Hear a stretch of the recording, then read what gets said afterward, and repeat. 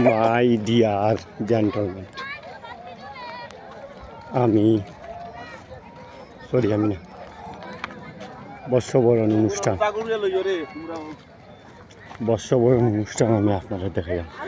আজ পয়লা বৈশাখর দ্বিতীয় দিন আমরাও আইছি বৈশাখী মেলা উদযাপন করার। এই হচ্ছে বৈশাখী মেলা। বৈশাখী মেলার নাম দেখিয়ে কত মানুষ আইছে,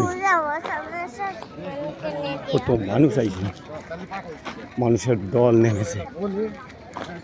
যা হলো 0 পয়েন্টে।